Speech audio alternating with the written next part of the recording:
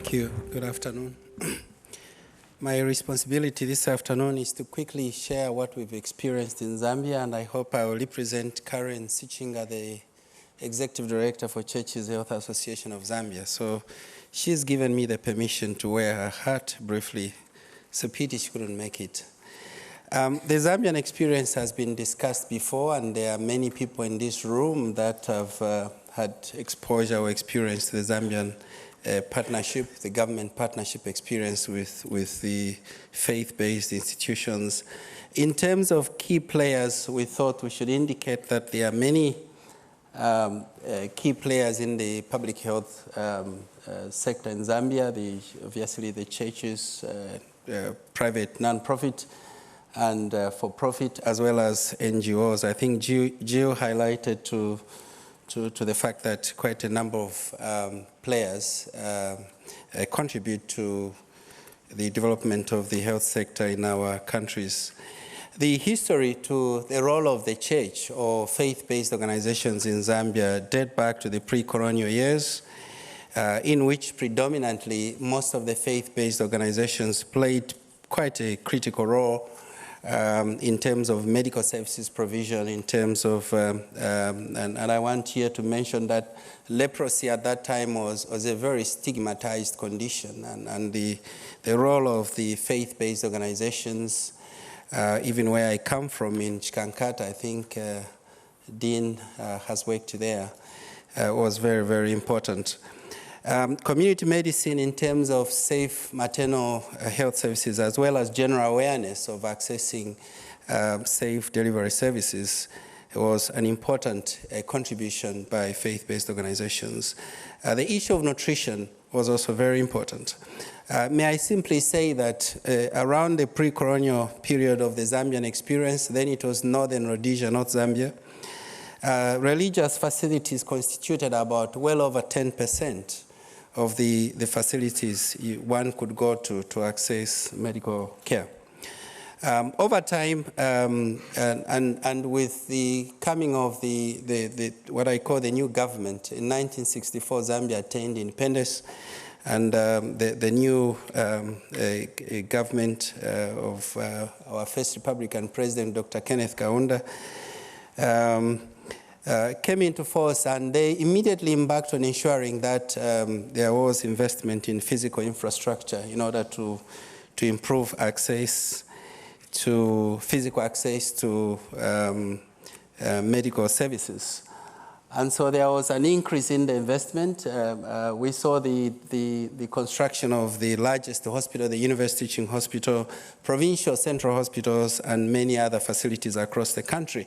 As I said, primarily to bridge the gap and improve on access to services.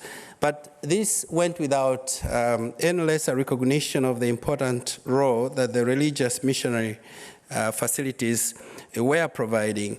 I can give an example, for example, of Monze mission. Could I get this? Yes. Monze Mission and St. Francis Mission Hospitals. These are hospitals which last year we actually celebrated the Jubilee anniversary for Monze, and these are hospitals that during that time they actually operated as training centers in OBS and gynecology. So they complemented government efforts in training medical personnel. In 1970, the secretariat that existed to coordinate the various activities of mission facilities was incorporated into a body or a secretariat into a body called CHAZ, or Churches Health Association of Zambia. And we've seen that over the years, CHAZ has had to transform so as to meet the increasing demand and need for various faith-based or church activities.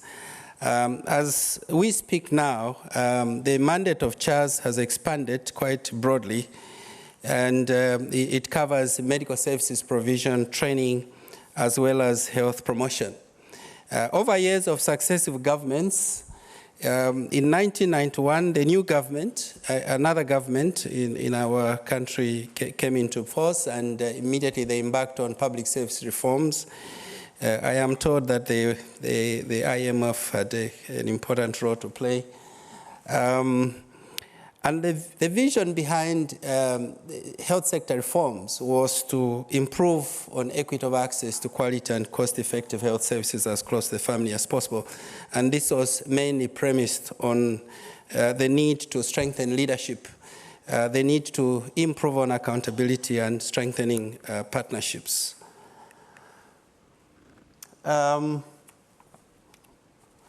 Moving forward, over the years of health sector reforms, the emphasis has been on three ones: implementing one health sector strategic plan, implementing or coordinating implementation within one framework, what we call the sector-wide approach memorandum of understanding, as well as one monitoring and evaluation framework. And mainly here we've been using the health management information system and the demographic health surveys to generate evidence on performance. The reorganization of CHAS, due to the expanded role, was meant to respond to the reforms that government had embarked on. To date, with increased investment in infrastructure by the government, CHAS is still an important partner in terms of providing services to health services to the Zambian people. But how have we worked together with CHAS? As I said, we've worked together with Churches Health Association within the framework of the 3-1s approach. We have implemented jointly we've implemented successful national health strategic plans. And the current one, which is the 5th one in the series, running from 2011 to 2016, is mainly centered around accelerating the attainment of MDGs and zeroed or focused on the 6 building blocks. I'll list them down, but let me mention that over the years, the partnership between government and Ministry of Health, and CHAS has gone from strength to strength. And as already mentioned, CHAS now is a principal recipient of the Global Fund. CHAS is, in our policy dialogue framework in the sector at country level, is actually a lead a partner representing all the both faith-based and non-faith-based non-state actors. And we feel that that's an important role that CHAS is playing. Within the area of investment or joint investment under the National Health Strategic Plan, we've worked very closely with CHAS. As I mentioned earlier, in terms of service delivery, CHAS is overseeing a number of hospitals, health centers, and training institutions. Within the area of health information, again, we are working together to look at strengthening health information systems that will provide better reporting on results. Within the area of pharmaceuticals, again, I think recently with support from the Global Fund, CHAS has strengthened, working hand in hand with the central medical stores under the government of the Republic of Zambia. CHAS has strengthened its procurement, storage, and distribution of essential medicines. And I think this has been quite a successful result. In instances where government deliveries are delayed, we have seen a very good complementary support from CHAS to ensure that there are no shortages of essential medicines. So there is no such a thing as this is a CHAS health facility. Whenever there are shortages, I think there is quite some horizontal sharing of medicines and ensuring that essential medicines are available. Within the area of leadership and governance, again, this is an area we've worked very closely with CHAS in terms of strengthening policy dialogue, development of and formulation of policies and legislation. This slide, Karen was very passionate about it, that I should talk about it.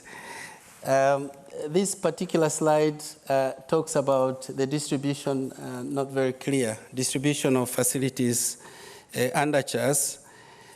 As you can see, there are 36 hospitals, of which to them are attached 9 training schools, 84 rural health centers, and 32 community-based programs. In terms of funding, how is the support coming through? At least 75% of funding for operations that goes to CHAS comes from government. Health workers like doctors, nurses, pharmacists, and others are actually seconded from government. In other words, they are working in CHAS institutions, but they are on the government payroll.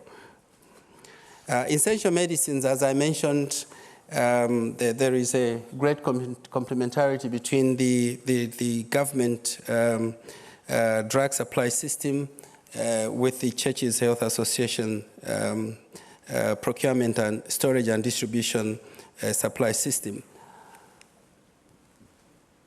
What has worked? Again, government support with human resources finances essential medicines to church-owned health facilities to ensure universal coverage of health services as close to the family as possible. Drug status monitoring mechanisms through meetings coordinated by Ministry of Health. This ensures visibility of stocks held by partners and guarantees national security of essential health commodities. The challenges of staff movement or attrition, I think, cuts across the sector. And at times, there are challenges of equitable funding to districts. The challenges of human resources allocation in districts also at times tend to constrain service delivery. Again, as government, I would have not presented this, but Karen said I should. This is one mission hospital on the border, Zambia, Zimbabwe, and basically it's an indication that over the years, I think there's been increased funding from government to operations of this hospital. In conclusion or summary, I would say that the partnership between CHAS and the government of the Republic of Zambia, a Ministry of Health, is anchored on the robust sector-wide approach framework and has essentially grown, as I mentioned, on a very strong culture of mutual accountability, which is aimed at achieving better health outcomes in a sustainable environment, but recognizing the mandates and policies of each partner. And I guess that this is an underlying principle even for CHAS as they engage with individual faith-based institutions. Therefore, public-private partnerships present major opportunities for scaling up efforts in health service delivery to achieve the desired outcomes through leveraging of financial, technical, material, and logistical support. On behalf of Karen, and indeed on my own behalf, I would like to thank you for listening to a quick presentation. Indeed. Thank you.